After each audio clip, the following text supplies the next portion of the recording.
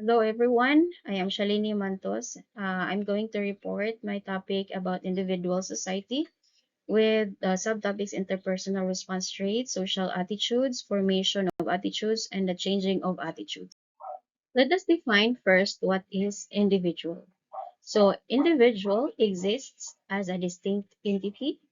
Individuality is a state or quality of living as an individual. So, a person unique from other people and possessing one's own needs or goals, rights, and responsibilities. So, this means that an individual is a single person that is different from another. So, this means that no two persons are exactly alike, that even an identical twins have different experiences and perspectives. So what makes us unique? There are many factors that make us unique, such as our personality traits, our life experiences, our talents, abilities, beliefs, values, and perspectives. Next, let's define what is society. So society is a group of individuals involved in persistent social interaction or a large social group sharing the same spatial or social territory, typically subject to the same political authority and dominant cultural expectations. Societies are characterized by patterns of relationships between individuals who share a distinctive culture and institutions.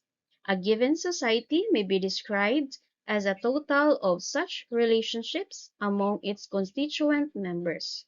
So this means that society is a group of people who live in a community and share the same culture.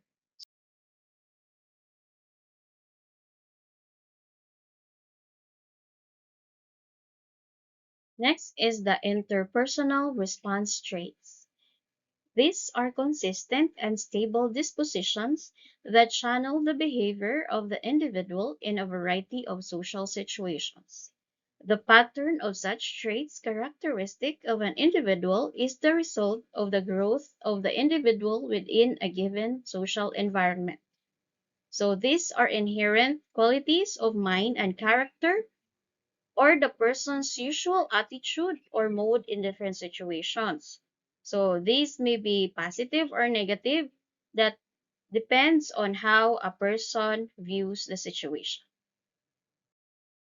Here I have listed uh, 12 interpersonal response traits. Number one is ascendance or social timidity. So, ascendance is the state that exists when one person or group has power over another. So, on the other hand, the social timidity is the lacking courage or confidence. Number two, dominance and submissiveness. So, dominance means having the control or authority over a person. And submissiveness is when a person is willing to be controlled by another person. Number three, social initiative or social passivity. So, social initiative is the eagerness of someone to do something, while the social passivity is when a person do not have an active response or do not take action and letting things to happen without doing anything. Number four, independence and dependence. So independence is the ability to make and carry out important decisions by oneself without outside coaching, while the dependence is the state of relying on the other person or people. Number five, accepting of others and rejecting of others. So, accepting of others is the ability to see that others have a right to be their own unique persons, while rejecting of others is when you are pushing someone away from you. Number six, sociability and unsociability. So, sociability, it means being sociable or fond of the company of other people. While unsociability is that when someone is not liking to meet other people or spend time with them. Number eight, Number seven, friendliness or unfriendliness. So, friendliness is the quality of being friendly, being open and warm to make people welcome and at peace, while unfriendliness is having a behavior that is not kind or pleasant to somebody. Number eight, sympathetic. So, sympathetic is when a person shows concern about someone who is in a bad situation. On the other hand, unsympathetic is being insensitive and concerned or do not understand or care about someone who is suffering. Number nine, competitiveness. So, and non-competitiveness. So, competitiveness is the tendency to compete between oneself or others against something, and while the competitiveness is not very interested in winning or being more successful from other people. Number 10, aggressiveness and non-aggressiveness. So aggressiveness is the strong determination to achieve success, while non-aggressiveness is the one that you feel shy, timid, and hesitant. Number 11, self-consciousness and social poise. So self-consciousness is a heightened sense of awareness of oneself, while the social poise is being balanced, graceful, and elegant in social situations. You are comfortable in social situations. The last one is exhibitionistic and self-effacing. So, exhibitionistic is the act or practice of behaving so as to attract attention to oneself, while the self-effacing is being shy or likes to stay out of the spotlight, shunning attention and praise, and you are trying to remove yourself from various situations. Attitude is a positive, negative, or mixed evaluation of an object expressed at some level of intensity. It is an expression of a favorable or unfavorable evaluation of a person, place, thing, or event. So sa Bisaya pa, attitude is atong kinaiya. So this is our way of feeling or acting toward a person, thing, or situation. Now let us define what is social attitudes.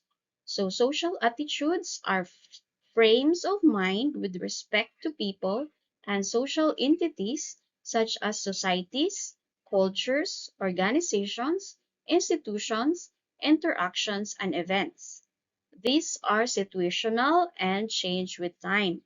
So, meaning social attitudes are individual attitudes directed towards social objects. These are the ideas, values, and beliefs held by people in particular society.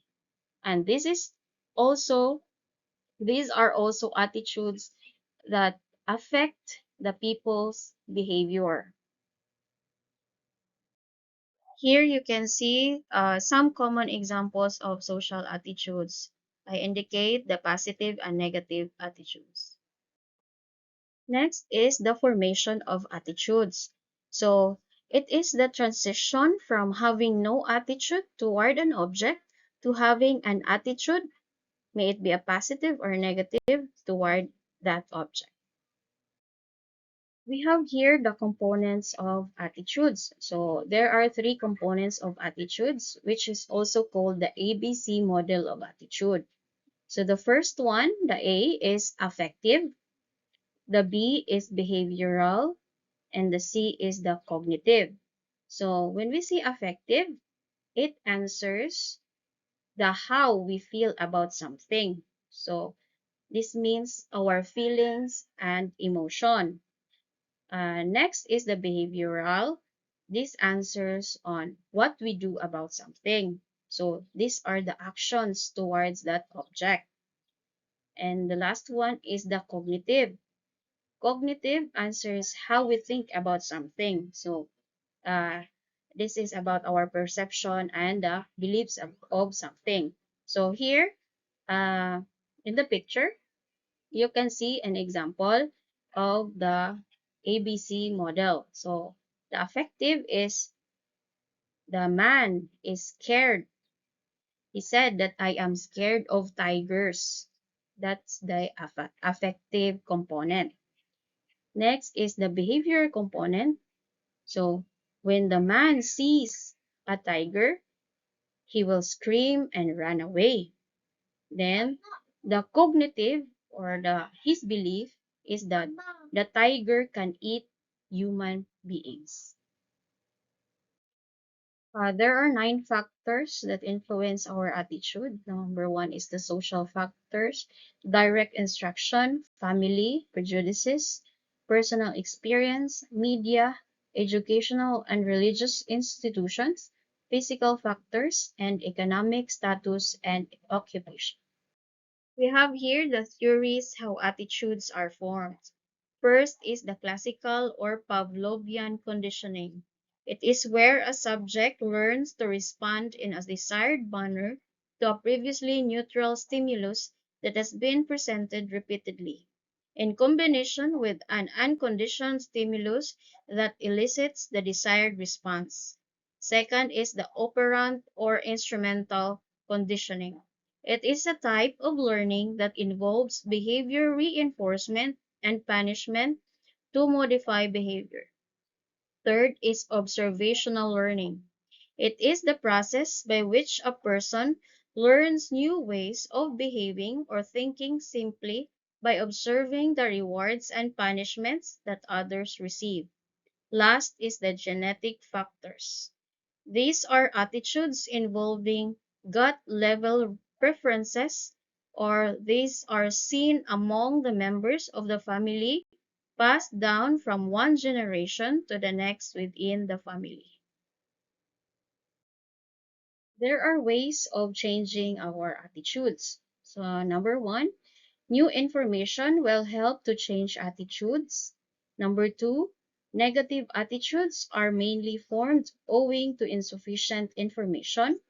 Number three, attitudes may change through direct experience. Number four, another way in which attitudes can be changed is by resolving discrepancies between attitudes and behavior. Number five, change of attitude can come through the persuasion of friends or peers.